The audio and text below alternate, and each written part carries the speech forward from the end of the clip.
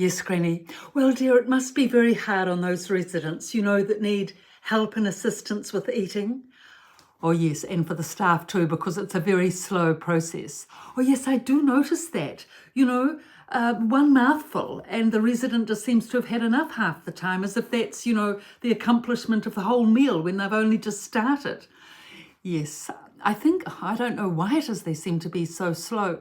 Well, maybe it's because it's not so appetizing, because I do notice that some of it's all muleyed up, those that can't swallow properly. I don't know, it must be maybe because they're at risk of choking or something, but that doesn't look very appealing. It's the same food, Granny, that everyone else eats, but it's just muleyed up. Oh, is it? Oh, well, at least it's nutritious, or hopefully nutritious, but it's quite difficult to eat when it's not very appealing looking. That's right. I mean, half the residents that need assistance with eating have normal food, and then half have to have it, about half, muleyed because of, as you say, the choking issue. About 5 out of 30 need assistance with eating, sometimes more.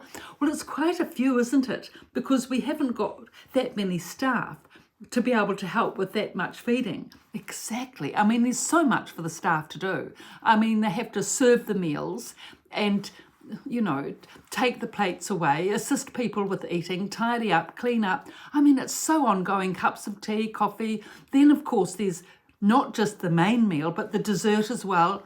And evening time, there's soups, main meal. I don't know if they have dessert then, but certainly tea and coffee. But, to do all that for 30 people, for just a handful of staff, maybe 3 or 4 at the most, doing all that and feeding people, assisting with feeding.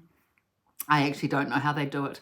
Well, it's remarkable. I mean, they whiz around and flash around, and I'm sure it must be very hard to, slow themselves down to do the feeding. Yes, sometimes they just sort of feed a mouthful or so in passing. And in a way, they have to, because, I mean, they can't just sit down for half an hour with someone. But I find that some of the husbands and wives from the village come over and help with the feeding of their partner, and that's, very helpful. Oh, that's excellent, because they're the regular visitors anyway. They're on go slow mode as well, most of them, and so it doesn't take much for them to get in tune with their partner, and often they have a meal as well alongside, their partner as they're feeding them. Oh, yes, I've noticed that. There's one man in particular that does that with his wife, and he'll have 2 or 3 mouthfuls while he slowly gives her 1 mouthful, and they both get it done together. And, it's not stressful or pressured like when the staff have to do these things.